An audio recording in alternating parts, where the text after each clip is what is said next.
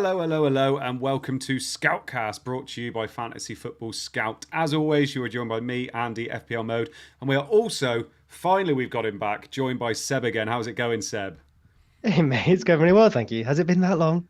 It It's feels been a like it. couple. I think it was two in a row, was it? It's, Which is well, not great. and it's been a few game weeks as well, because I think it's been three Okay, game weeks since we've had you on, and it's been a yeah, while, and I'm not happy with your rank. For some reason, yeah. I'm Those now game weeks have lowest. gone quite well, right? I've done like a what Yes. was it? Was it Granville? I've done an anti-Granville, ran away when I was doing all right, as opposed to the opposite. Yeah. Yeah, I mean, we've obviously got a bit of a group chat going with, and we hear every week that you're doing quite well at the moment, but we haven't been able to hear it on the stream. So, just talk to us a little. That feels like a false representation of What's that? my input into the chat. No, not at all. Although I I did mean, say, what was it last night? I did say like, if you could just point out that that you've got reds and I don't, that'd be nice. I exactly. don't. I get that every day from you. And anyway, Rich, Just auto got auto reply. Rich, since the last time we've been on, you have snuck above me as well. How's it going? Yeah, good. Mainly because of that. Yeah. Mainly. It's been a lovely day as well, hasn't it? Bank holiday Monday, sun's out, football on the TV, halfway through a game week. It's looking okay. I mean, there's not been much football on the TV today. No, Um, no. I don't think the game later is going to bring. What is it? Everton. Leicester, Everton. Yeah, If they could both lose, that'd be grand. yeah. Yeah, exactly. Because Seb, you're obviously looking down the barrel of a gun at the moment as a Leeds fan, aren't you? Yeah, I mean, this isn't a Leeds pod, so we don't have to go too deep on it. But and no one cares about us in FPL anymore. But yeah, it almost feels like I want to say something stupid like, well, it'll be better if we get relegated because say someone else saves us on the last day, which is what happened last year effectively, and what we'll need this year. Do we rebuild and come back, or do we just do the same thing again next year? You almost wonder if relegation's better. But I remember thinking that about 20 years ago. So Yes. not so much, not so much. Also, Seb, I've been eagerly looking at the Leeds fixtures, so I Yeah. think they are FPL relevant. What for the Ooh. teams playing, assuming. Save Well, it. yeah, Save yeah. it, Rich. Save it. I'm going to ask you a question on that later. Right. Seb, when you say rebuild there, by the way, before I tell everybody what we're going to be talking about tonight, when you say rebuild for Leeds, Is this would how you're announcing that I'm not staying? Like speaking of rebuilds, the yeah. Scoutcast. It's been a couple of weeks. Scoutcast rebuild starting next year. No. Yeah. Would you rebuild? And if you, sorry, obviously you have to rebuild if you go down, but would you want that rebuild to be with Bielsa back or not? I Would mean, you take obviously him that's back? that's the question, isn't it? So like, I guess like my silly answer is like, yes, please bring him back. I wish he'd never left. The real answer, of course, is like, I don't think he'd come back. I don't think we should take him back. Like, I don't think we would ask. Scorn Also, lovers. obviously, when he left in the first place, like, there's this romantic view that I guess, oh well, we get relegated with Bielsa, but we keep that identity. We keep, on Mm, and off the field, right? Everyone's in the Twitter thing doing the rounds, and we come back up, and it's amazing again. But he probably would have left if we've got relegated. I think he would have walked. So I yeah. don't think there was a world where we kept him. If anything, maybe losing him without him actually relegating us is better for his legacy and our relationship with him as one of our favorite managers. And no, I don't think he's going to want that back. I don't know if we'd want that back from, emotionally, of course, from a footballing sense. I don't know if that makes sense, right? And I think realistically, in inverted commas, the problems lie, one step above the managerial level, right? Apart from appointing Bielsa, there's not that many great strategic decisions that we can look back on, and I think that's why we're in the situation we're in. Yeah. Nice. Interesting. I mean, Rich, you support Reading. They're looking like they might go down this season. I support Yeovil. They're looking like they might go down this season. Sorry, they have already gone down this season. This is a depressing start, isn't This it? is so far, isn't it? Yeah. You two on greens. But like Seb's just mentioned there about, the least you expect from your players is to acknowledge the fans and things like that. And there was that video that went on about all the Leeds players walking past that little lad just trying to get away from his favourite players. It didn't look very nice, did it?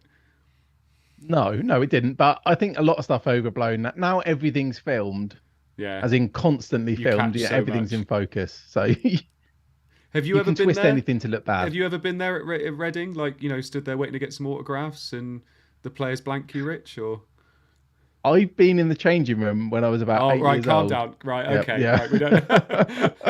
Oh, okay, right. Bit of school So trip. Yeah. yeah, And they were swearing, but we didn't have phones, so yeah. No, haven't got any exactly. evidence of this. God, Wait, was yeah. that like you were there? I thought you were like just a tour of the ground. You mean you were there like Oh during no, a it was match? Reading against Sunderland in like the mid-90s. We went in the dressing room before.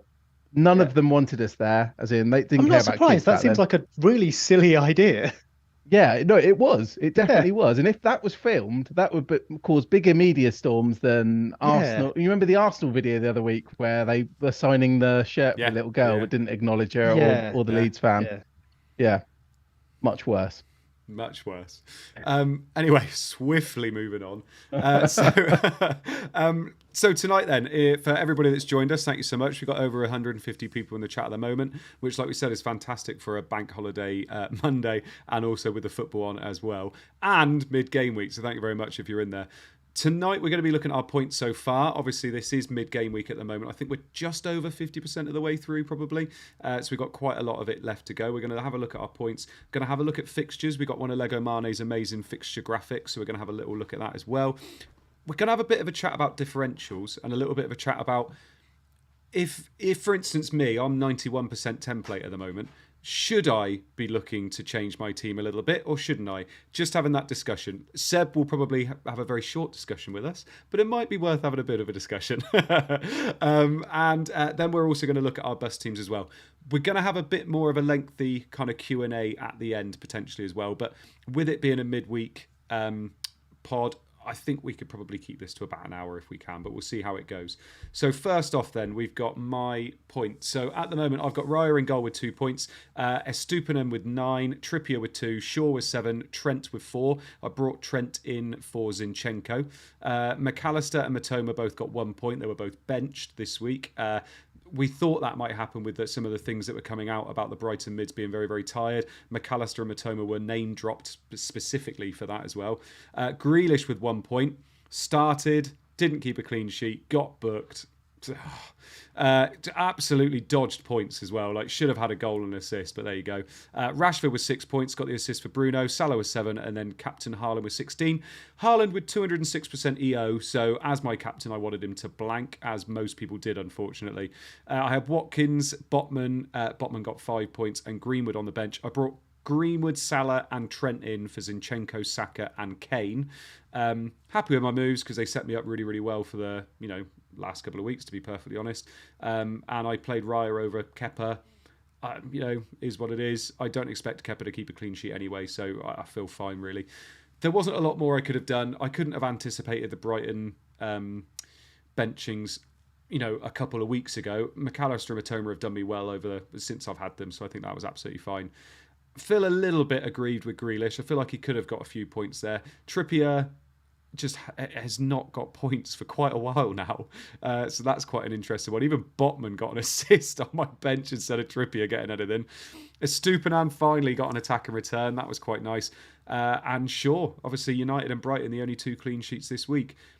Feels fine. I'm on 56 points with a -4. I'm on a slight red arrow at the moment. If I can kind of stay at grey arrowish this week with the amount of bench boost triple captains and free hits going about this week, I think I'd be doing quite well. So yeah, is what it is at the moment. I'm destined to be between 50 and 60k at the moment. I'm just always going up and down from there, but there you go. Rich, moving on to your team, my friend, talk us through it. Yeah. So I was on free hit this week. I'm trying to remember exactly how this went down. Like, I'm on 65 points. However, I did go for De Bruyne. So if he doesn't play, Lindelof comes in, I'll be on 71 with 11 to play. I think the only real big decisions I had were I was on McAllister as my only Brighton midfielder. Basically, I was going to say all week, but it was literally like 24 hours between deadlines. So I was on McAllister. There was the comments about him being tired. There were comments about Matoma being tired, but I didn't want to go for Solly March. I was pretty set on that I didn't want Solly March. Yeah. So I did McAllister to Matoma just because the comments were a bit more promising. I think they were like, he's tired, but he needs to get used to playing 3 games in a week. Yeah. So I thought Matoma would have a better chance of playing. Obviously, he didn't. It didn't make any difference in the end which of the 3 I went for. And I'll get McAllister and Matoma back after my free hit. But it did mean I went for double Brighton defence. So I didn't particularly want a Estupinan. I'll be totally honest. I wanted Dunk. I wanted Steele. I didn't want a Estupinan. Yeah, there's not much to say about this team, really, to be honest. I was happy with Gakpo. It was looking very, very good yesterday. I think 15 minutes in, I had 4 returns from Trent, Salah, and Gakpo. Yeah. But then I tweeted about it and jinxed it, and then there was no more returns, no bonus points at all. The only bonus points I got were from Haaland, ironically, the only player I didn't want to get bonus points. Yeah. But yeah, no, I'm pretty happy with it. It's got me a green arrow this week. Yeah. So far. I'm annoyed about De Bruyne. Yeah. But then I would have gone for Bruno, and if I'd gone for Bruno, I'd have had Edison in goal, and it would have been the same. I'd have had exactly the same points. Yeah, I think it was a great free hit. I think the double Brighton defence is lovely. I know we were talking our messages the night before when you were trying to lock in, saying if you wanted to be a hero. Do you remember what player we said you go for? No. Grosh. Do you remember? Yes. No. Yes. Yeah. Do you know? I almost didn't want to mention. Yes. Yeah. That was the other one. Because we were saying like he could be on pens as well. Like if certain players aren't there, if McAllister is resting, stuff like that. And obviously, I mean, the second goal he scored was absolutely fantastic, wasn't it? Do you know? I think I'd be more annoyed about it because yes, we did talk about it, but I never actually put him in my team. So Yeah. I think that made me feel a little bit better. Good. And there's still that doubt if he would have played it, at right back instead of in the midfield. Yeah. I feel like Welbeck might have been the more on free hit. Obviously, might have been the more likely one because was Ferguson was confirmed out. I want to say The tricky thing with this free hit is, ironically, if De Bruyne doesn't play, I'm going to end up playing 5 at the back again.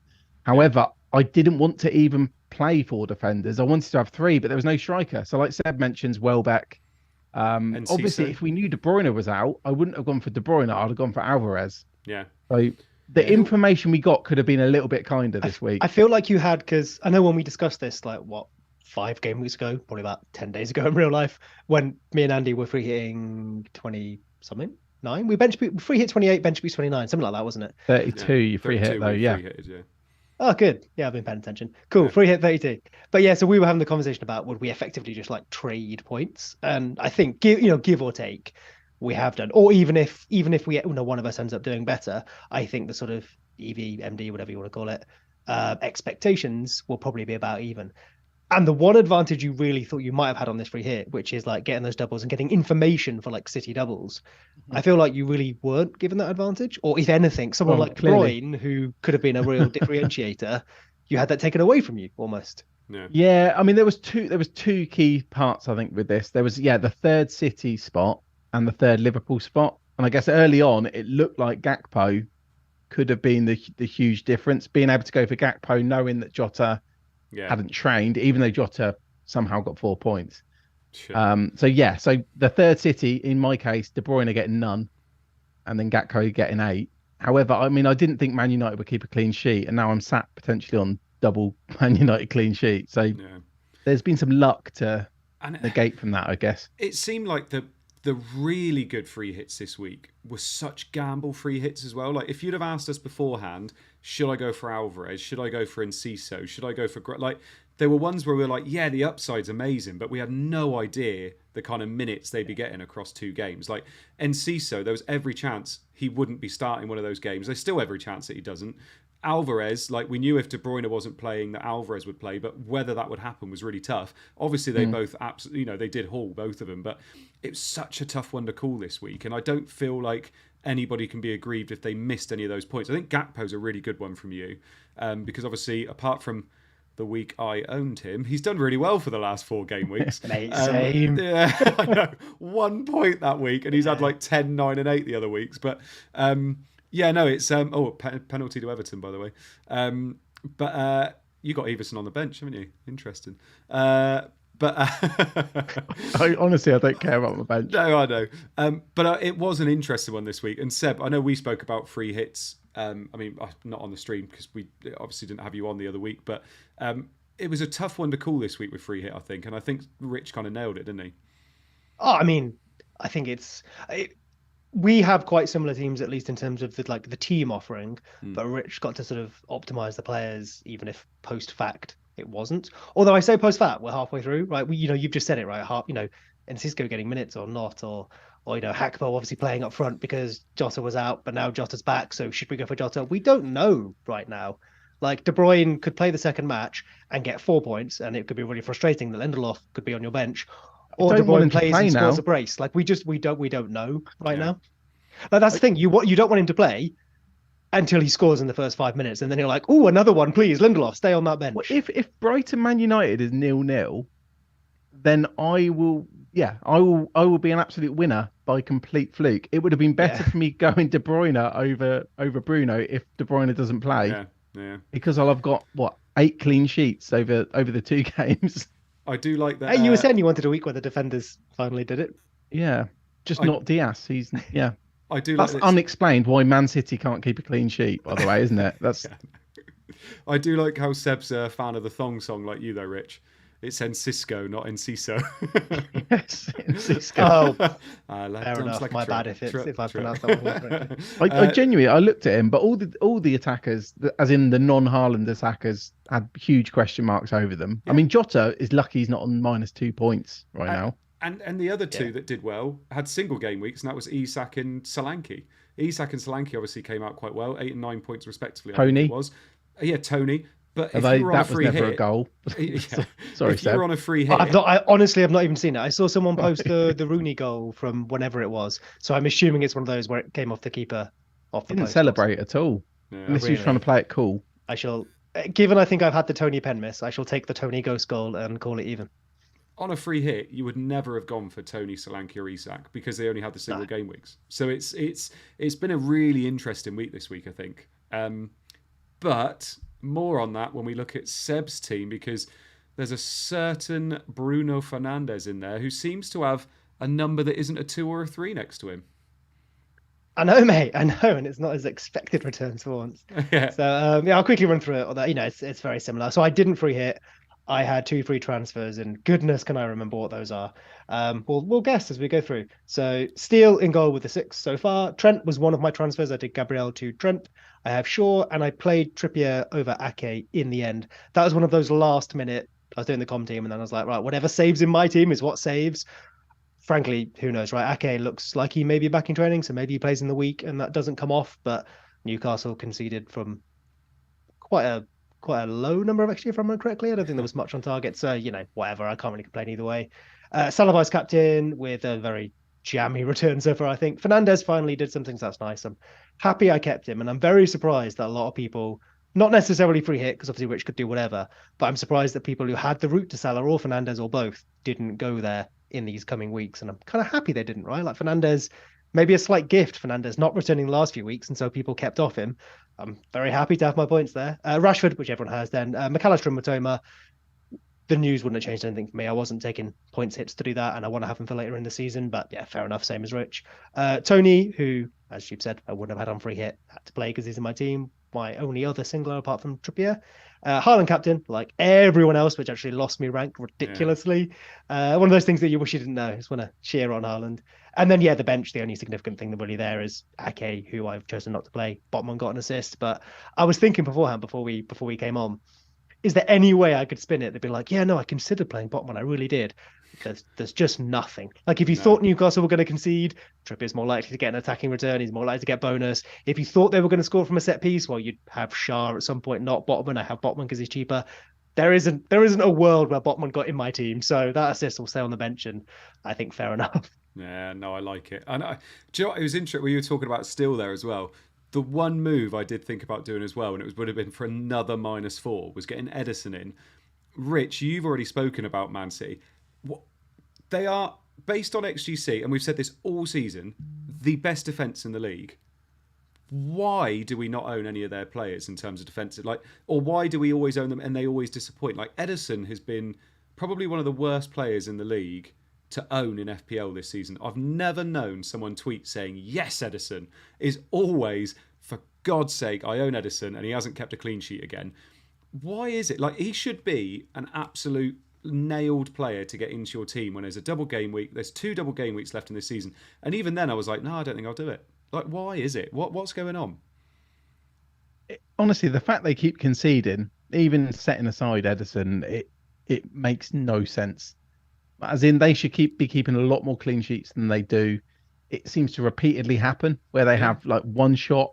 I mean, I always remember that Everton one, even though it was like about 2 or 3 months ago, when they conceded from like a 0.01 XG goal. Yeah. There's no logic to it, but I don't think there's much logic to clean sheets as it is. I mean, you look at Trippier. Yeah. Like it wasn't that long ago, people were saying it's a no-brainer. Maybe he should be a captain option. There was a lot of very good players who didn't even have Trippier. They went for someone like Botman or Cher instead, and were getting punished week in, week out. We even talked about it. I think it was last week or the week before, where Trippier was getting a bit lucky, where he was getting subbed off, at the perfect time. They were conceding. He was mopping up max bonus. Yeah. So, I mean, I've gone on to Newcastle now, but basically, you get a player like Trippier, don't you, where he was dramatically overperforming. There was a bit of luck. He's now gone to dramatically underperforming. I think Edison's just had that throughout the season. Obviously, he can't be blamed. Edison can't be blamed for the defender rotation. When people have brought in Cancelo, he got dropped. Stones got dropped. Ake's got dropped and then injured. Yeah. It's just not, and I think that's led more people to Edison as well because the defenders have not been as solid. You can't rely on them for minutes. Yeah, and do you know what worries me a lot about the City defence is like it's not like they get 2-3-0 up and then they concede a sloppy goal. Like sometimes they concede the first goal, sometimes they concede it. Like there's no kind of rhyme or reason to it. They do seem to keep conceding a goal. Because that's what happens to Newcastle. Newcastle do seem to. Or it happened a lot before Christmas, and it's happened more recently where they do go 2 or 3 up, and maybe 4 up, and then they concede like a silly goal once everyone's been subbed off. It's mad. I mean, Seb, using your kind of analytical brain, say variance. Yeah, it's variance, mate. What do you? I want when we go to Fest is a T-shirt with Seb's face and just a speech mark that says "It's variance, mate," and that's it. That's what I want with Edison on it. With Edison on it. I really don't want to be the poster person for that. For variance. Is there anything that you're looking at and thinking? It's going to get better. Like if you've got Edison, it's going to get better. Obviously, we've got a second game yet. He could keep a clean sheet. People get 8 points and they're quite happy. But it's just looking a bit like a weird move in terms of they just don't keep the clean sheets at the moment. I mean, the obvious answer to like, is it going to get better? Is yes, because the defensive numbers are outstandingly good. Yeah. We can look at the numbers and go, you can nod and go, oh, variance, which is obviously a huge part of it. The whole point is that none of it is if they concede 0.1 XG per game or whatever it is, that means 1 in 10 games they'd be expected to concede a goal. Well, if you explode that over to a sample of like 1,000 matches, that could be 1 every game for 100 games in a row, and the numbers would still add up. Obviously, that's a bit silly, but my point being is that just because it says it's 0.1 doesn't mean it can't happen. It's not 0. It's not 100%. So yeah, it's to use the other word that you love and want to get at me probabilistically. Yes, missed that word. Yeah, like obviously it's unlikely, it's not impossible, and that's obviously the thing. So yeah, going forward, you would say that if they continue putting up those numbers, there's a greater chance they will keep clean sheets, but it's not guaranteed. And also, it isn't like it's an independent event effectively. So like Edison conceding this week doesn't mean he's due to keep a clean sheet next week. It just means if he continues to put up those defensive numbers, he has a good chance of keeping one. But if we step away from the numbers, by the way, actually, before we do that, Man City, therefore Edison, are like, I think 6th worst for post-shot XG plus minus. So like effectively they've conceded, I think it's 5, I've got here 5.5 goals more than they should have done, according to post-shot XG, which is the XG of a shot after it's been hit, so like on target. So if the chance of an XG is like 0.2, that's when the player before the player strikes the ball, the chance they have. After they strike the ball, we can calculate. And my understanding is that it isn't as accurate. There's maybe some work to be done here. There's obviously different models, but generally, once a player has taken a shot, we can then look at, say, where that ball ends up in the frame of the goal, what the speed the ball was hit at, although I think that's not in some models actually. And we can judge whether the goalkeeper should have saved it. So Edison on that metric has been doing very badly this season. So in theory, he's a poor shot stopper. So if Man City concede, a 0.2 chance, and the striker hits it well, a good striker hits it well, which a lot of Premier League strikers obviously are, maybe Edison has a greater chance than we'd expect of conceding a goal. In the past, he's been good though, so I don't know. There's someone on Twitter called John Harrison. I forget his I think it's his name with a 1 or something, but he has his own goalkeeping model, which does show Edison is doing poorly as well, although he doesn't like push right XG, he looks at other stuff, so it's worth looking into that. But yeah, generally, I mean, I think you can overcomplicate it, right? If the best defense in the league have a good fixture and you can get their defender and it makes sense for your team value-wise and everything, go for it. And yeah, bad times if it doesn't work out. It's variance or Edison is bad. You choose your poison, I guess. Yeah. And Rich, is Edison also a bad pick because he cancels out that triple up of City in attack. And also, like, their defenders seem to have way more upside. Like, John Stones starting to play in central defensive midfield, scored a cracking goal the other day, didn't he? A header from, I think it was a De Bruyne cross. Is that another reason why you maybe shouldn't be going with Ederson, or do you like the Ederson pick? I don't think he's a bad pick. Like, I really don't. And it's so hard. I mean, you can't block a third player when there's not really three viable picks within a team. As harsh as that sounds, like, I free hit, I brought in De Bruyne. Yeah. He's then had unknown injury. Grealish hasn't been pulling up trees. Like, I know he was unlucky maybe to return in the last game, but he's not been like pulling up trees. He's not essential. Yeah. I don't think there are three picks because, again, if Edison's not keeping clean sheets, none of the defenders are options. Despite the fact I disagree with that, they're putting up great defensive numbers, as Seb had said, and Haaland is one of them. I think what will be interesting is when we start getting leaks, especially this game week, for example. Like, if Haaland's bench, we know that Mahrez is next man up on penalties, for example. But I don't think you're blocking a third spot. Yeah. But there does seem to be a lot of hype over Man City assets this week, even though players like Ederson have let people down. Ruben Dias has let people down. Ake has let people down. Stones has let people down. Grealish has let people down. Does that sound like a team where you're like desperate to have three? I mean, so far my Man City contribution has been net negative, right? Ake is on my bench and hasn't played, and Haaland has taken points from me, a very small amount. Not points, rank, because of EO, and I don't have a third City. So yeah, I guess halfway through a free hit where they could score 17 next match, in theory, we could have avoided them apart from Haaland, maybe, but I don't know if I believe that. Let's see what happens. Ironically, the triple ups you wanted this week were Man United and Liverpool, but even then they were very, very specific. Like, you had to get the correct three. Yeah. And surely this sounds so much like Liverpool all those weeks ago when everybody was absolutely hounding you, Rich, for saying, I'm going to have these Liverpool players for that double game week. And even people in our chat were going, what is this guy talking about?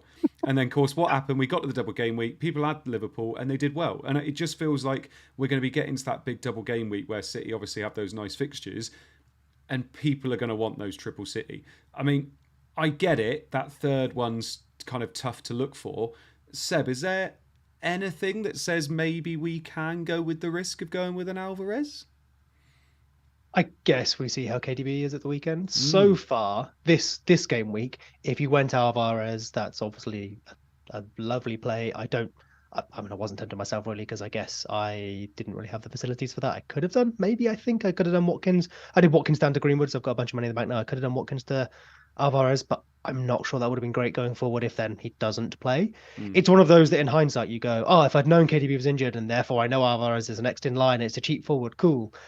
But I don't know if ahead of time that was a great pick. And then at the weekend, right, we'll see if KDB's around. If he's not, then yeah, Alvarez is a good option. But then do you in a couple of weeks' time maybe slightly regret that when they have their double and maybe the situation has changed again?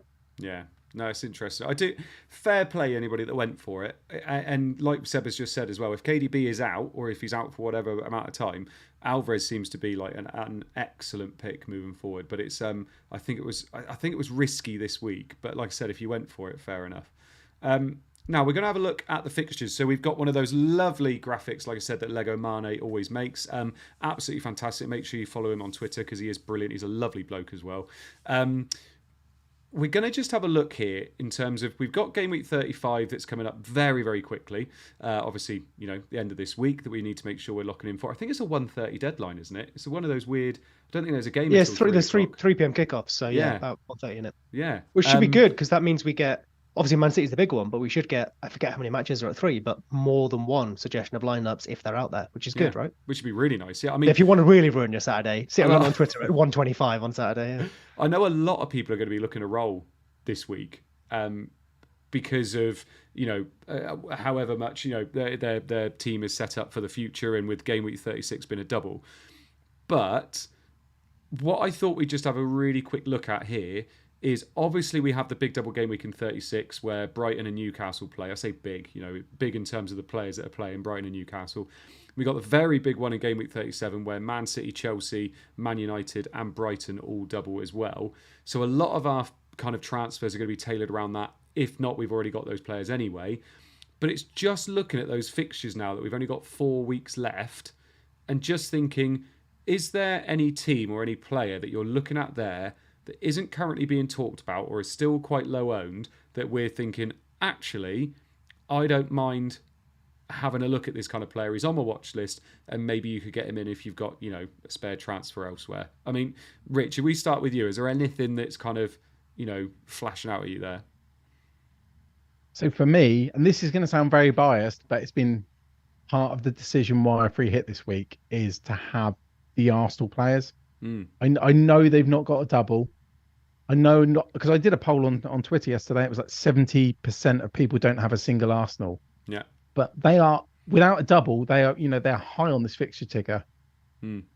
So I think for me, it's having I've got 3 and I think that's overkill. Like I've got 2 defenders. Saliba's going to be out a while. I'm not saying I want the defenders. Yeah. Although maybe in 37 and 38 that could be good. But I do think having Arsenal assets could be a good thing. I mean, I think it's obviously going to be a differential.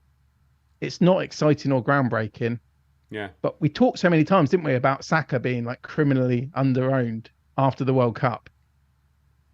And potentially he could be criminally underowned here, even though the next 2 fixtures, Newcastle away, obviously not an easy game. Brighton at home. But then you've got Forest away, admittedly during a big double. Yeah. And then Wolves at home. So they're not incredible fixtures, but I think that could be. I don't think there's actually many clear differentials that are good. Yeah. I think the Arsenal midfielders could be one. Allow me to present the sort of respectful counter to that. Saying that makes it sound even worse, doesn't it? What I mean is like I'm envious of your 3 Arsenal because I don't want 3 though. I'm just saying but like your Saka, ability to have that choice, like especially basically Saka in it or another midfielder if you have that. I think like if our ranks were to flip by the end, that'll be a massive contributor to it.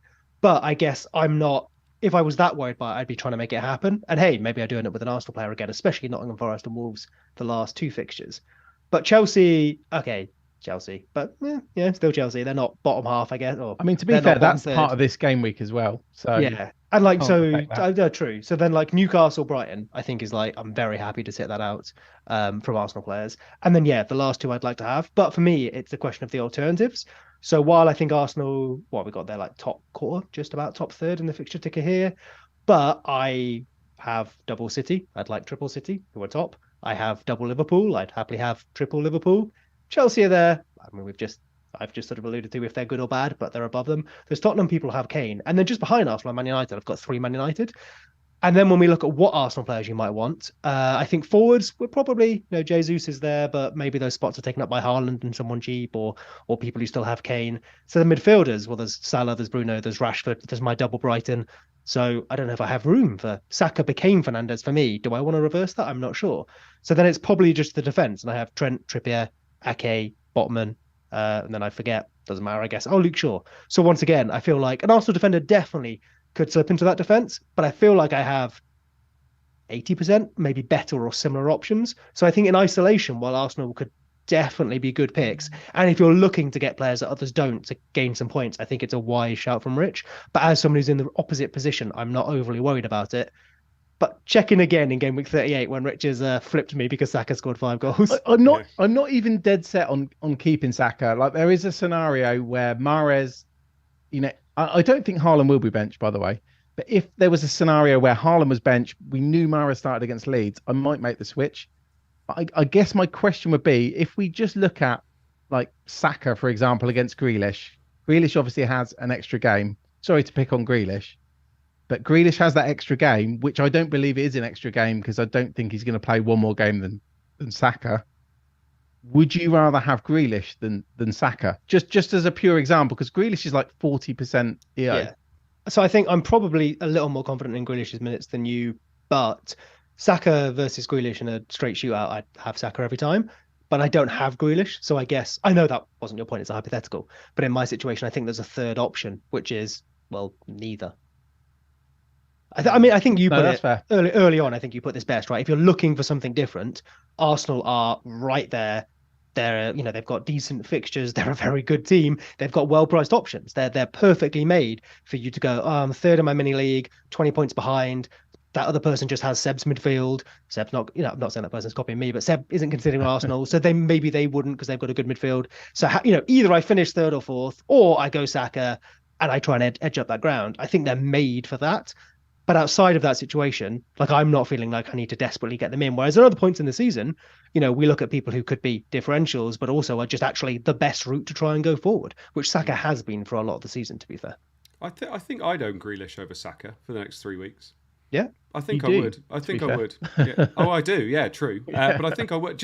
Just purely looking at fixtures, like Leeds at home, Everton away, Chelsea at home, Brighton away. Even if he misses one of those, whichever one it is, I still back him to score more than Arsenal with Newcastle away, Brighton at home, and then Nottingham Forest. Even Nottingham Forest away isn't an easy fixture.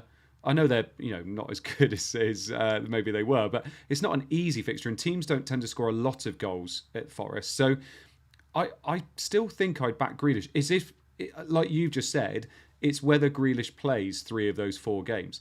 I think he probably does. I think he's in their best 11 now, and I think he gets the best out of Haaland as well, and I think he complements him really well. The big thing with Saka is obviously he's on pens, but how many goals do I really expect with Newcastle away, Brighton at home, Nottingham Forest away? I'm not expecting Arsenal to score a lot of goals in that period, whereas City, Leeds at home, Everton away, Chelsea, I mean, just those 3 could be, 12 goals. So I'm looking at it and thinking, I think I'd probably go with Grealish over Saka there, personally. So it's Real Madrid directly after Leeds, right? I think the 9th off the top of my head. And that's so obviously a big thing. I'm guessing, obviously, Pep will want his best team, but what is his best team? Mm-hmm. Probably Grealish left, Bernardo Silva right for that control. KDB, obviously, he'll want to play in that. You'd expect Alvarez to be benched. So if Grealish was going to miss something so that he had, the correct number of minutes in his legs for Real Madrid, it's probably going to be 35 or 36. It's probably going to be 35. Pep tends to rest before, not after those fixtures, if I know. The real answer is go Arsenal, Luke, right? But I guess, but I feel like there's an equally good chance that Grealish just plays all of them because he is in that best 11 and he is in the team that Pep wants to control matches. I mean, it's very hard to find. I think one thing I would say, it's very hard to find differentials at the moment as well, because people have got people have got City midfielders like Grealish. They've got, a couple of Brighton. You've got Bruno, maybe Rashford as well. It's very, very hard to even put forward a differential. So that's why I thought maybe Saka or even Martinelli could be one. You also raise a point about the Champions League games. That makes me wonder, say we know De Bruyne is out, Alvarez is then going to become a very popular transfer in. Yeah. But if De Bruyne is out, does Alvarez then become important for the Champions League and then become a rotation risk in the Premier League? I wonder if in the Champions League he would go like Bernardo as the 11th player in that, the rest of the 10, potentially not the same shape. Because the other time, well, yeah, I guess. But the other, again, I'll happily reiterate that Luke is the most educated. Yeah, we're falling into Luke territory, but hey, we don't have him, so let's say things and then retract them when Luke has a better answer. Yeah, just retweet him. Yeah. But we'll edit it. Yeah. Cheers. Yeah. But so I think because the two things with Alvarez is he is De Bruyne's replacement, but that also changes a little bit how City play. Although we've seen De Bruyne can happily do that runner beyond Haaland role, like he's just a stupidly good player. But I think the other thing Alvarez does, even when KDB is fit, is when Pep is expecting like a back 5 that are just going to sit in and block, which potentially could happen in some of these matches coming up. Like we've just gone with a back 3 sort of thing. If we even have a manager, West Ham may well sit in. Obviously that's this game week, but may well sit in and do that. And in those situations, we have seen Pep actually prefer the team that has Alvarez in over KDB because he wants those 2 nominal strikers in the side. So yeah, there's maybe more chance he plays than usual. The one thing I wouldn't pay too much heed to as a slight aside is I think, was it Pep came out and said like, I've got to find a way to get Alvarez in the team with Haaland, with KDB. That's probably true, but also that is just such classic lip service to a player who's just played really well. He needs to talk him up in the media. I don't think that's going to have changed Pep's tactical thoughts all that much. It's Pep Guardiola. It may have changed his like motivational and man management and how he wants to use the players within a match itself thoughts, but he's not going to go and rip up like his tactic for Real Madrid because Alvarez scored a wonder goal. Yeah. Just a few questions before we come off these fixtures then, and it's kind of linked with differential questions, but it's kind of others as well. First off, Aston Villa there, they've got Wolves away, then Spurs at home, Liverpool away, and Brighton at home as well. Probably not the best fixtures, to be perfectly honest, looking at it. Watkins has had unbelievable season. He's in an awful lot of teams. He's been a great FPL asset. After this week, so after Wolves away, maybe even this week, could we look to start moving him to somebody else? So Seb, Watkins, what's your kind of take on him? You own him at the moment, don't you? I've just moved him to Greenwood. Yeah. So yes. I guess so. Like, if you haven't done that, you probably kept Watkins and sold Tony, or a similar sort of situation. Maybe you're a Kane team, but I think those teams still had Watkins as their third. So the scenarios are: you probably now have Greenwood, you still have Watkins and lost Tony, or you have Watkins, Kane, Haaland, maybe no Salah. So in most of those situations, you are probably looking to move off Watkins, I think, for various different reasons. Either going down to like a cheaper like Greenwood, Lyle Taylor, which is one of those players we always seem to give full name, can't just be Taylor. Samuel Greenwood and Lyle Taylor. But yeah, either you're going down there for funds elsewhere, or you're moving to another striker. I think Isak will be attractive to a lot of people for Newcastle in 36. Speaking of differentials, to tie this question into the last, Wilson? It's the That's going to be the next one. That's going to be the next question. Oh, okay, fine. Okay. So Isak then. Isak, Watkins, I couldn't possibly think of an alternative to Isak. No, Isak, Andy. Lovely. And Rich, what do you think about Watkins? Because, like I said, those Villa transfer, could it be a differential keeping hold of him when everybody else is selling? I'm struggling with this because I'm in the position where I've got Watkins, Haaland, and Solanke. I'm obviously happy keeping Haaland. I've been thinking, there's been a lot of people talking about doing Watkins to Alvarez, which we've already touched on. And I'm now wondering ahead of the deadline if keeping Watkins for this fixture and not using a transfer is better than bringing in Alvarez. No. And I kind of bore myself thinking it because the way I normally play is, second a Man City player's playing, I bring them in. And I've not been doing that recently at all. If we find out that Alvarez is starting, like we find out from someone who's reliable, he's playing Leeds at home, and I think you're in one of the positions where that might make sense. How much is he? How much is Alvarez? Like 6. Maybe didn't we all sell? We all bought Alvarez for Haaland, didn't we, before Christmas? Yeah, I did that. Yeah, it was like 2 weeks. 2 weeks did. before the World Cup break, and that didn't go very well. Oh, so me and Seb did. Yeah, because I got De Bruyne as well as part of it. I think of over those weeks, Haaland ended up outscoring anyway because he came back off the bench and stuff. I looked at this last season because there's a big chunk of the season I was at 10k and I had Sterling, who was really, really expensive. Yeah. And I was looking into if owning Sterling for such a large amount of money had actually done give me a good rank. And the conclusion I got to was actually no, because he'd be brilliant. He'd put in the double-digit hauls, but there'd be so many ones in there as well. And I know we're talking with Alvarez over a much shorter period of time. Yeah.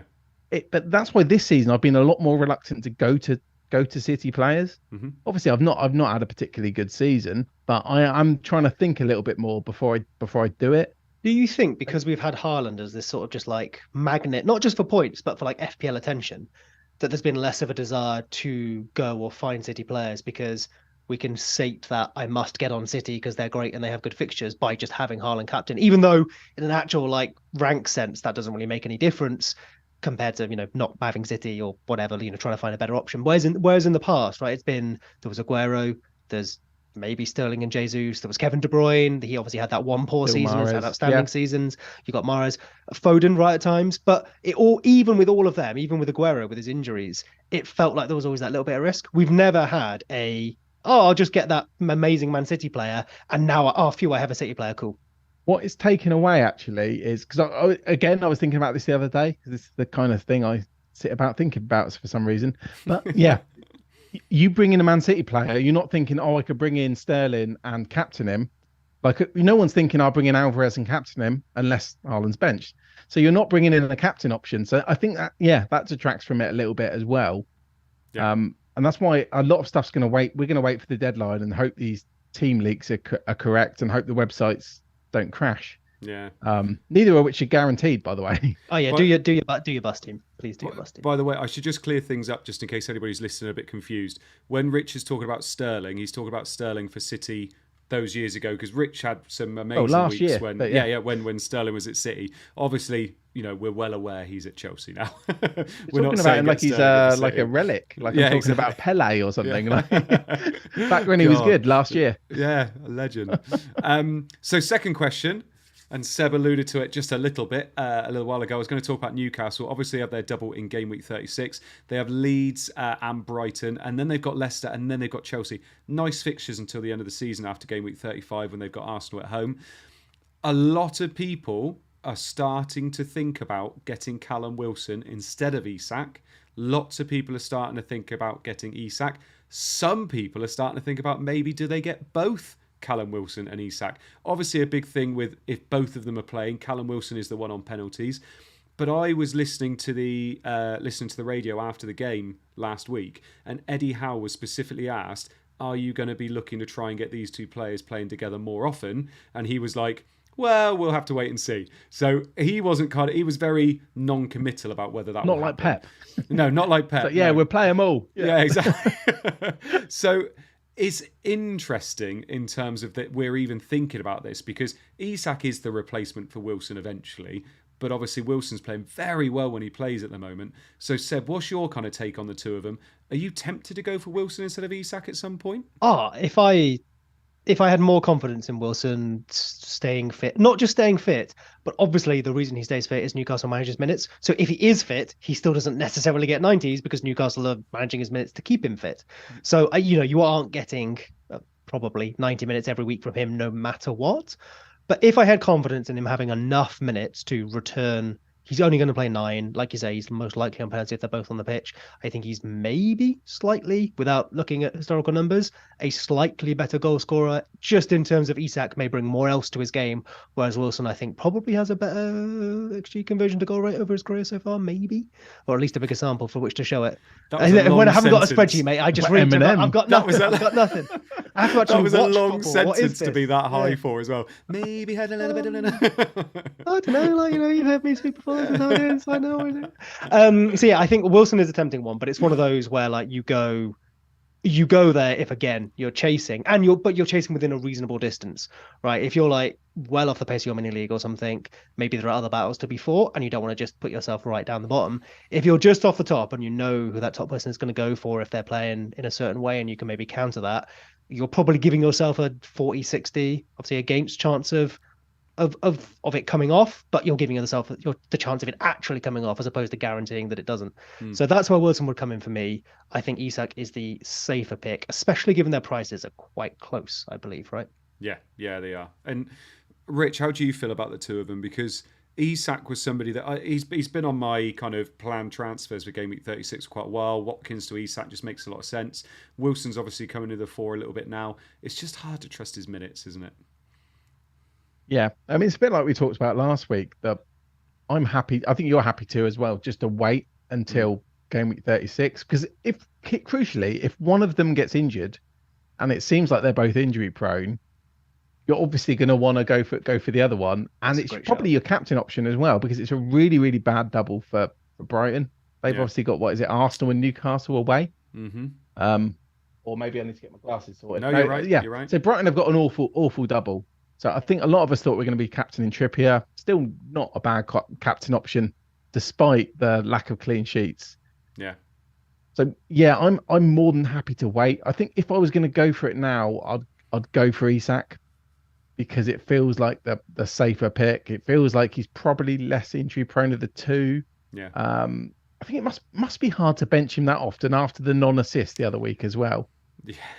If you're Howe, they didn't after he scored a brace, I forget when, and then had one chalked off as well. It was FPL relevant. It was midweek or something. I remember it being a painful one for non-owners. After he did that, the next match Wilson started. I feel like Eddie Howe is very happy just to flip them around. Oh, I thought you meant the Forest one, the Friday night one. Was it? Oh, maybe it was that. I'm so sorry, I forget. You can tell I've been away from FPL for a couple of weeks. But there was definitely a match where I was like, if ever Isak was going to get consecutive starts after a performance, it would have been that. And then Wilson just came immediately in and also scored a goal. And it's interesting as well because it's not, from everything I've heard so far, it's not that they'll be playing up front together. It's that Wilson would be up front and Isak would be on the left. Yeah. Which I think changes a little bit as well. Obviously, that left position is where he got his assist from the other day, his non-assist, which was just unbelievable. He could have been left back and done that though. I know, yeah. But if that's the way round it is, and that's going to happen I think Wilson would be the one I prefer to own out of the two of them. but Isak would get the minutes, and I think you've got to follow the minutes as well. That's the thing. I think what Rich. Oh, yeah, go on. If Wilson's on penalties and Wilson's starting centrally, that's the way I'd go. Yeah. Especially because I'm trying to chase a little bit as well. But I think the safer pick, if you had to pick one now, I think you would go for Isak. Yeah. I suspect I will wait a week and go for Wilson. I think that's the thing as well. I think Rich nails it there with like, if you need to go now and need to have this player for the remainder of the season, Isak is safer. If you're targeting a specific week, most likely 36, and can wait till then that's where maybe Wilson becomes a play. Yeah, no, I like it. Last thing before we move off these fixtures, and we'll look at our best teams and then do a bit of a Q&A. Brighton. Now, they have been the easiest picks in the world for weeks and weeks and weeks, months and months. It's been so easy to pick their players. Defender, 2 midfielders, 3 midfielders, whatever it is. Steele has now come in, penalty save expert apparently. Assist expert, yeah. An assist expert. And, cheap as chips. Looking forward, though, 35, 36, 37, 35 Everton at home, fine. That game week 36, when they've got the double game week, Rich has already mentioned it. Arsenal away and Newcastle away, apart from having City away, are probably 2 of the worst teams you could play away from home in terms of their XGC and what we expect from Brighton. Brighton have got 7 fixtures in 4 weeks. We've already seen Matoma and McAllister being benched. There's no reason to suggest that isn't going to continue happening in terms of rotation. The players that came in did okay, and Ciso did okay. Solly March obviously played, and he usually does well. Whether he returns or not, it's a different story. But Buenate, whatever his name is, he came on and scored. He scored, didn't he? Started and scored. Is there a possibility of us moving away from some of these Brighton players, regardless of the fact they had these doubles? Game week 36, Arsenal and Newcastle away is horrendous. Game week 37, they have Man City at home. Not sure what we were expecting there, but Southampton at home is obviously very nice. If you really wanted to look at a little bit of a differential move in 36, do you move off them to someone like Joe Willock, Joe Linton, whoever? I don't know. Someone else that's got a double, because Newcastle's doubled, Leeds away and Brighton at home isn't too bad. But I don't know. What are we thinking, Seb? Is that completely just ridiculous in terms of how value they've been this year, or is it something you can look at and think, actually, how much upside am I really getting from them? No, I mean, I think you make a valid point, but obviously we have a finite number of transfers. Mm-hmm. We don't have more free hits, so even if Arsenal Newcastle isn't the best double, it is 2 fixtures. There's more doubles around that, which is very attractive. Even if me and McAllister, Matoma, whatever, miss another match, but there comes a single, and Brighton are the 4th best team in the country based on the league, or no, that's not true, is it? 5th, 6th, whatever they are, they're very good. Yeah. And they're even better under De Zerbi, right? So actually, they probably are more like 4th since he's been in charge. I think as well, if you are moving off Brighton, maybe that's how you get back to an Arsenal player, defender or midfielder. But then in that week, you're going, okay, would I have Arsenal and Newcastle away as my 2 fixtures, or Brighton at home for Arsenal? And I think that's then like, well, do I think Brighton are going to lose both those matches to 0? No, I don't. And so I've just seen why Rich is laughing. Yeah, and so I'll just finish that. And so I think even then, I think I'd rather have Brighton players because, number of fixtures is a big thing. But yeah, Rich, over to you. What's just happened? Oh, Maddison's missed a penalty. Sorry. Saved, apparently, by Pickford. Oh, saved. Yeah. Oh. I mean, is that FPL relevant? Does anyone still have Maddison? No, it's because it's a goalkeeper, isn't it? And as soon as goalkeepers do anything, Rich gets all giggly. No, but I was talking up Maddison a couple of weeks ago, and I was thinking he got an assist last week. He's got an assist tonight. Then we had a pen that was live on stream and not in WhatsApp. How exciting for us! That's like that's our thing, team. That's our thing. That's why I didn't mention the Salah pen yesterday when Gakpo had won it. So, Rich, anything in that kind of Brighton, theory there? I mean, we did kind of touch on it last week again, that the Brighton fixtures are quite tricky, as in like 36 and 37. They're not like ideal fixtures, and maybe part of when I was weighing up doing my free hit between 34, 36, 37 was looking at the strength of the fixtures. I mean, I don't think we got enough transfers to be removing them. Yeah. But I don't think I'd be moving them around either. Defensively, they do not look great. When you've got Arsenal away, Newcastle away, City's at home. Yeah. Probably see 1 clean sheet there, and it's Southampton. And if they do concede, we're not going to get many save points from Steele, for example. But So I just think you just have to sit with them because 36 is such a weird double because you've only got two teams. Yeah. Most of us have three Brighton already. Most people have two or three Newcastle. Yeah. So I think you almost just sit with them. If you've already got six of them, you just can ignore them and just get on with it. But yeah, and because they're so cheap as well, it's not like you can move them to anybody that's that much fun. That's the problem. Like you're not being able to move them to someone like that has another double and is great fun, and it's not really that kind of a move, is it? But yeah, just thought I'd bring that up. I just can't see enough upside. I can't see a player I'd be desperate enough to sell because they're so cheap, aren't they? Even Steele is like he's the same price as Everson, for example. Joe Willock, honestly, absolute baller. I mean, like, I'm just trying to look because obviously I'm obviously not always the most interesting, I guess, when it comes to my transfers, and I guess what we're discussing here as well is probably relatively straightforward. Is there anything that jumps out there? Like Palace have got Bournemouth at home. Yeah, Bournemouth have just done us, but it's us. Eze, Elise, we're back on that conversation. Is there anything there that we'd think, in hindsight, you're like, oh, of course that was the obvious one. Like Eze took a penalty when Zaha was on the pitch, I think, right? Yeah, was Zaha on the pitch? He was. Zaha was on the pitch. He was. Yeah. So is there something in the player like that? That was the lunchtime kickoff. And I was even thinking at that point that, ironically, a lot of strikers did well this week. Because even Antonio, I wasn't sure if he was nailed. He scored, for example. But you're not going to be looking at him, really. Although their fixtures aren't bad and they do play Leeds. But ironically, it's in 27 when we're looking at the Brighton and the Newcastle players. Yeah, I guess like Newcastle, because you've got Brighton have got Arsenal, Newcastle in that double, then Southampton, Man City, then Villa. Newcastle have got Leeds, Brighton in that double, Leicester, then Chelsea. So one fewer fixture. I guess that makes the most sense, seeing as there's Man United, City, Chelsea with doubles as well, although Chelsea's fixtures are horrible during that period. So I guess if you didn't have Newcastle, but then we're getting both, right? Everyone's going to have triple Newcastle, triple Brighton if they don't already. Yeah, and also something, because I know you've got Steele now as well, Seb. Something I was a bit worried about with Steele was if he got dropped. Now, this is quite niche. I am unreasonably confident that he's fine. Famous last words, right? But in the cup when Sanchez reportedly played well and obviously started that match. If anything, it's like he started the cup match. That's confirmation for me that Steele is the Premier League goalkeeper. He's also played well. He does what De Zerbi wants. Okay, sure. Final day, Sanchez comes back in, and I look silly because final day shenanigans. But I'm pretty confident that Steele isn't losing that spot unless he does something consistently wrong. Because De Zerbi he's already made the switch because he said Steele is my type of goalkeeper. Like nothing against Sanchez, but I need a certain style. If Sanchez plays well, brilliant. Maybe next season they can fight it out. But right now, imagine just taking that away from Steele after he's done nothing wrong. He's earned that spot by training well, having the right attitude, whatever it is. I think that would be a very poor person management decision. I think the only reason they would is if they want to sell Sanchez for a bit of money at the end of the season. However, I think true, but then that's not De Zerbi's decision, right? And if he's getting told by the board, swap your goalkeepers, that's a very, very difficult conversation. One of my worries with him was going into these doubles that I would lose my goalkeeper and I wouldn't be able to fix it. And I honestly think if he got dropped, like with those fixtures in 36 and 37, so close to the end of the season, I actually wouldn't really care.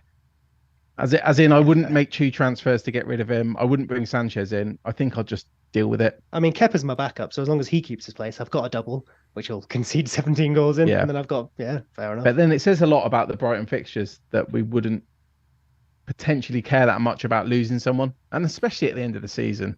If I'm to be fair as well, sorry, Andy, just throw this in as well. To be fair, obviously, it still's done me very well. I did that Sanchez to Steele move, and so I'm going to have that, built up. Yeah, it's fine. I have confidence in Steele because it's done me well. If, we were saying, should you buy Steele now? Maybe that's where there's a better alternative out there. But we already own him. He's done us well. So, of course, we're kind of on that wagon. We always end up back at goalkeepers. Always end up back. Yeah, I did that so smoothly. I tell you what, though, and it's the one player a player I'm quite jealous of in Rich's team, and it's only in his free hit, is De Gea. I feel like De Gea is a really good keeper to own from now until the end of the season. I've got Steele now. So. Yeah, I know. West Ham away. I didn't even want him. Wolves at home, and then Bournemouth and Chelsea in Gameweek 37 in the double, and then Fulham at home, last game of the season. Yeah, to be fair, say Steele got dropped, if he did get dropped, ahead of 37, because you get that double anyway from Man United, that probably would be where we'd go, right? Yeah, I think so. I really like De Gea until the end of the season. Unless we have triple Man United, I have a question, actually, for you, Andy. I mentioned quite a few weeks ago how... I think our I like how I just blanked you there, pal. I did at the moment, yeah. He knows what I'm going to ask. I liked how I do know what you're going to ask.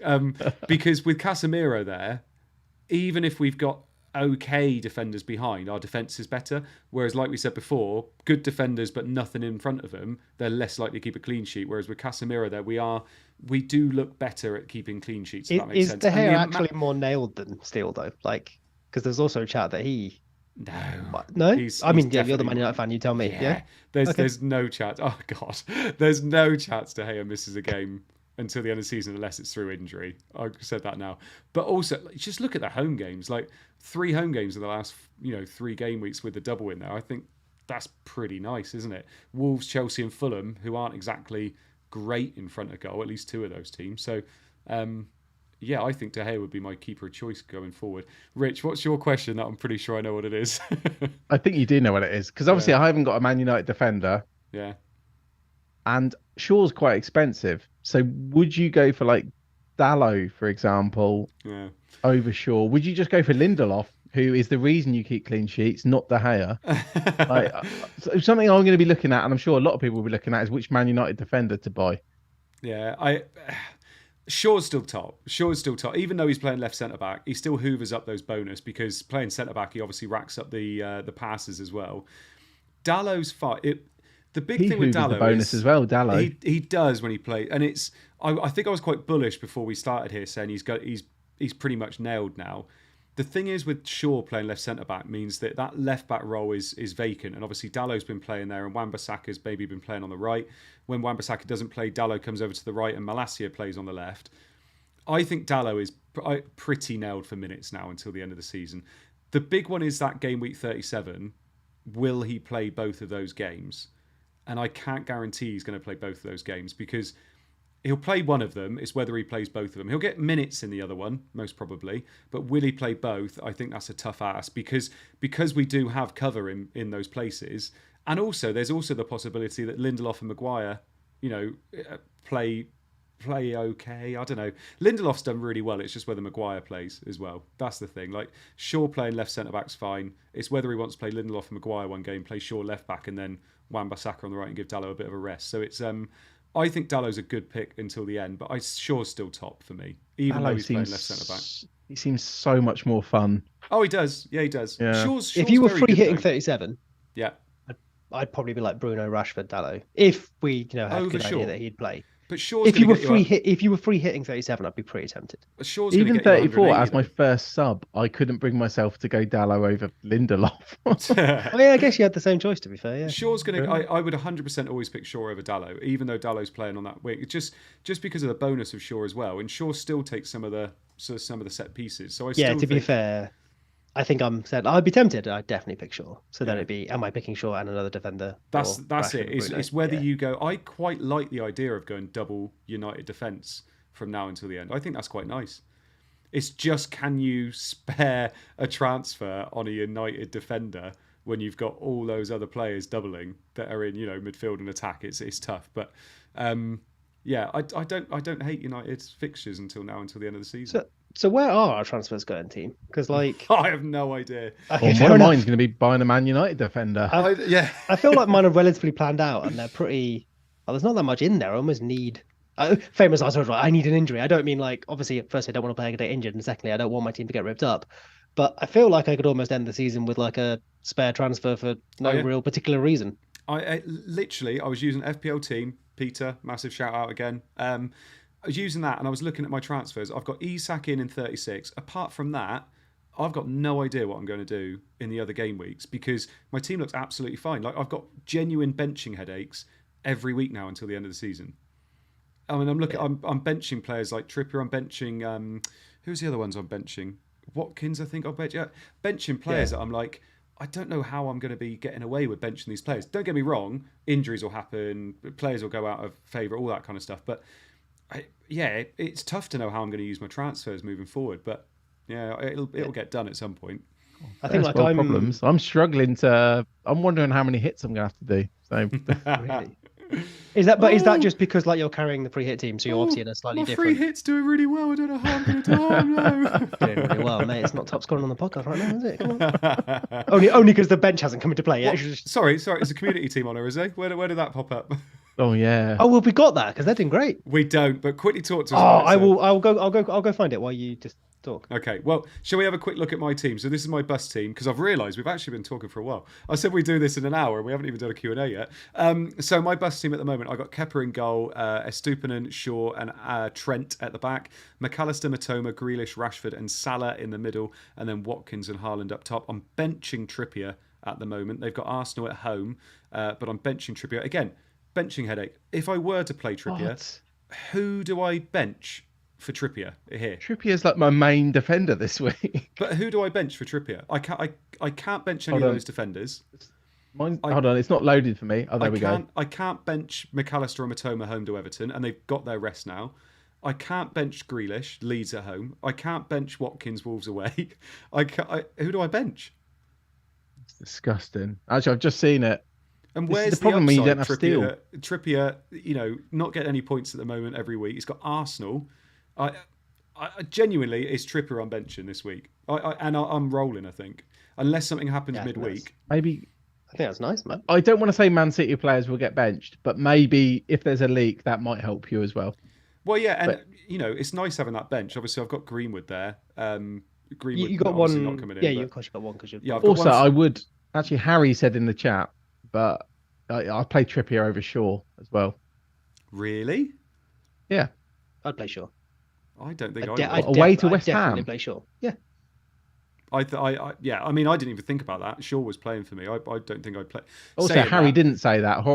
Harry just said Shaw versus Trippier, and Okay. it got me thinking. I would play the home fixture. whatever FPL Harry's doing, I'll do. I think he's going to win FPL this year. So, but yeah, no, I just think Trippier, like, every week I'm like, oh, there you go. I think he's somebody I can bench this week, but we'll see. So you can't say you got a bench headache when you got Greenwood on your bench.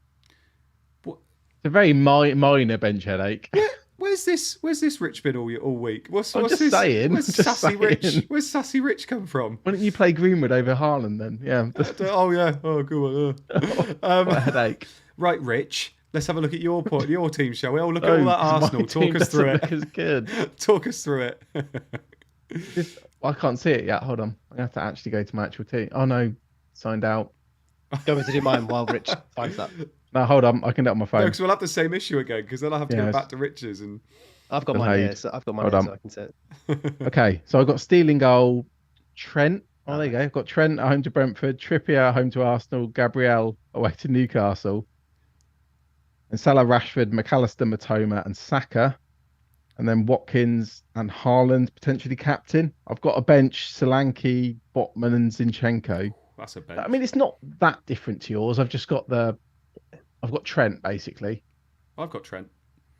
Have you? Yeah. Oh yeah, of course. Yeah, we Everyone's brought him in got for this Trent, week. haven't they? It's the Arsenal you've got. Yeah. So what's the difference? That I've got 3 Arsenal players basically. That's exactly Yeah. it. Yeah, yeah. I That's mean, the yeah, only Fernand- difference. Zinchenko. there's no Fernandez. Yes. I've got Grealish. You've got Saka, and I've got Shaw, and you've got Gabriel. Yeah. So I think yours I'm is a nice probably roll going to as well. roll, but I've got 2 options if there's a City League. First one would be if Mahrez plays and Haaland doesn't, and then once again, I think Haaland will play. I'm thinking flowcharts and hypothetical situations. Yeah. So if Haaland was benched and I knew Mahrez were playing, I'd probably do Saka to Mahrez and captain either Mahrez or Salah. Nice. Obviously, Watkins to Alvarez will be a very, very popular one as well. And I'll still be able to do Solanke to Wilson or Isak like next week as well, if needed. I'm just not that sure if I know it's at home to Leeds. I'm just not that sure if Alvarez is that much better than Watkins. Because Alvarez is not going to... I don't think he's going to be on penalties anyway.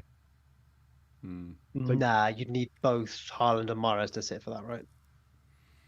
And Yeah, Gundogan's- exactly. So Gundogan used I'm to take pretty it as well, didn't he? confident that Alvarez yeah, is not going goodness, to be on Gundogan would penalties. probably be ahead of him as So well, I yeah. am wondering. I think he's a great punt. I understand why people are looking at it because there's going to be a team leak.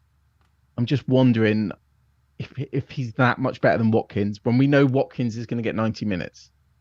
Like we can be pretty confident of that. We can be pretty confident that Watkins is on penalties. Yeah. I guess the only thing is Wolves are pretty good at home. They're pretty awful away, but they're pretty good at home. The interesting one And with it's a local derby as well, isn't it? Like Watkins, that their system away from home really suits Watkins as well, man. Like, Yeah. he scores a lot of goals away from home. And they've just let in 6 to Brighton. Yeah, yeah, they did. So I don't think it's that easy. I think when you start thinking about it, like if there's a leak, Alvarez starts. It's home to Leeds. Leeds are like inverted commas crap. Or sorry, Seb, but that seems to be the narrative this week. That Leeds are really really bad. But there's also this narrative that Villa are very very good. They just didn't score this week. They are playing a team who's just letting 6 to Brighton. Yeah. I don't think selling Watkins is like some urgent issue. I think bringing in. Oh, no, sorry, after you, Andy. I've spoken this. I was just going to say, Watkins 90 minutes is obviously massive, but if we got the leak and we knew 100% that Alvarez was starting, surely that is worth more than Watkins 90 minutes. Knowing that Alvarez is 100% starting home to Leeds, I think you would pick Alvarez every, especially if you knew you were losing Watkins anyway, like the week after, whatever it is. Not that makes a difference to how they're going to do that week, but it's also the extra transfer though. True, but yes. So for a team like me, well, I know I need to bring in Isak or Wilson. Actually, there's quite a lot of teams like that. We need to bring in Isak or Wilson. I am wondering if having 2 transfers down the line is going to be better for me, because something I liked about bringing in Solanke was he was just going to sit on my bench as a first sub. That means if I get any injuries, Solanke can just come in. Yeah. If I then start messing around bringing Alvarez in for Watkins, I'm then going to have to remove Solanke. I'm going to have quite a lot of money up top. I know there's not many game weeks left. I just haven't really planned for this. And will Alvarez play 90 minutes? Is probably another question. Is that not good though? Because then you get Alvarez for 37. You've got Isak in for Solanke. When you say you get Alvarez for 37, well, that's without the leak though. 37, right? The what? I think Rich was saying without the leak or with the leak. Yeah, so 37. We know the team for this week, but we don't know the team for 37. Yeah. Because something else I was thinking about was if we get a leak that Alvarez and Mahrez are playing, this is going to sound completely opposite end of the spectrum, but I would consider a -4 to do Watkins to Alvarez and Saka to Mahrez. But it doesn't leave any flexibility for the double, which is way more important than this game week. There's no guarantee that Alvarez is getting significant minutes at 37. I'm guessing that's when the other Real Madrid matches. A lot of it depends on De Bruyne, doesn't it? Yeah. If De Bruyne is out, but then we touched on earlier, if De Bruyne is out long term, and we have no indication that's the case, Alvarez is then more important, you'd imagine, for the Real Madrid games. So does he then start getting protected? Mahrez. I mean, that might then depend on I guess for the second Real Madrid match, it probably depends on the state of that and how Bet wants to approach it, right? Yeah, but it's a lot of unknowns regardless, isn't it? It's not a sure thing. It's one of these things, because I've done it before. I've done a transfer at the lunchtime kickoff, and it seems like a great idea at the time. I remember doing it when Robertson was out. But if they don't get any points, you suddenly, that game ends, and you're like, why did I do that? I've used a transfer, and my team looks worse. Yeah. Even if Alvarez comes off, I think you're then it's because he probably scores fewer points between, say, game week, what would it be, 36 and 38, than, say, not going there. But you're hoping that 35 puts him far ahead enough if you get, say, a guaranteed start from a lineup leak, that therefore you can weather that. Because unless, like you say, if De Bruyne's out for a while, or if in 37 we get, we reckon there is a good chance of rotation there. Like I say, so I've not looked up where the Real Madrid match is, but I'm guessing that's in between 37 then, based on the fact that, Alvarez is an option. But I think even guaranteeing Alvarez the Leeds match, you probably need him to score a couple of goals to be comfy that you'll be points positive by the end of the season, given you've also burned a transfer, so you'll be using another to get your Newcastle striker. And then looking at your team, you need you don't need, but you might want another Man United, another Liverpool, would that be for me? Yes. Fixtures? That's the key point actually there, because I mean, say Alvarez gets a brace, what does he get? He gets 13 points. Yeah. But he might then cause me to do a hit down the line. So that's only 9 points. What if Watkins scores and gets 6? But I'm probably 3 points up if Watkins scores and gets no bonus. Yeah. So he needs to go big for him to be worth it, unless, like you say, in 37 he's a good option as well. Yeah. Yeah, and we can't know that now. We can't know whether 37 is a good option. But then throw all that in the bin, and it is quite fun. on the morning of the deadline to have like a leak that your mini league rivals might not. Oh, I mean, like as well, we're talking we're talking hypotheticals where realistically in hindsight, you'll only know the right outcome. Yeah. If we get that leak at 1 p.m. at the weekend saying Alvarez is starting, I'm pretty sure we're all going there. Then we're just hoping that what we've just said, oh, maybe Andy isn't then. Well, I couldn't. Because I say I couldn't. It get really messy for me because obviously I went down to Greenwood from Kane. So I would have to go. My plan move was Watkins to Isak in 36. But could you not do, because I got Tony, we would not be doing like that to Alvarez then? Well, that's it. And I don't know whether I want to do that. I don't know whether I want to go to Alvarez and then go to Isak. But then I was just complaining about the fact I don't know what. Yeah, I feel like with us, the difference for us and Rich is we've got that potentially, famous last words. We don't need to necessarily carry that transfer. So, and also that we both got whole, I need Alvarez. Yeah. Well, yeah. So when all of our players the get secret recipe, yeah. It was just the money, isn't it? But like, I guess like we were just talking, if Rich then holds Alvarez, he probably needs a 37. If Alvarez goes off in 37, then we definitely lose that battle because we'd probably, be having a Newcastle player there. We've got Leicester at home, that's all right. But I'd be going, I guess, whoever it is, who's my striker, Tony to Alvarez to Isak or Wilson in consecutive weeks. And then I've got one more transfer to get a City player. I've got Ake and Haaland.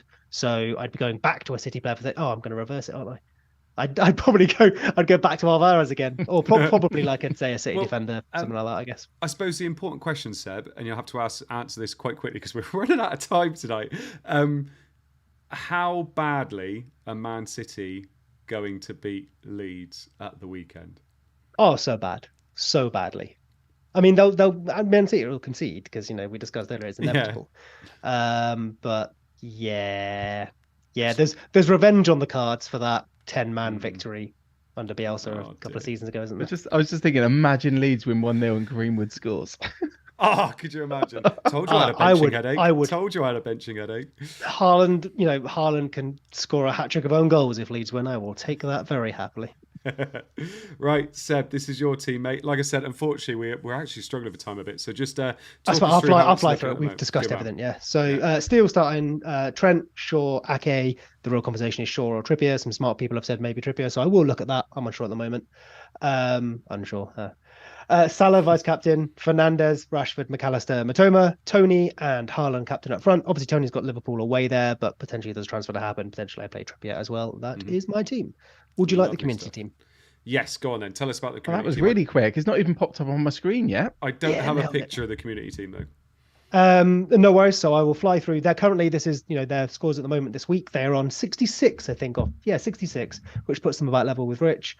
Raya in goal, Shaw, Trent, Estupinian, nice call there. Fernandes, Grealish, Matoma, March, Salah vice captain, Isak up top, who's done brilliantly since they brought him in a couple of weeks ago. Haaland captain, then bench of the usual suspects. We brought in Greenwood. We took a -8 to sort out the team to what you see here.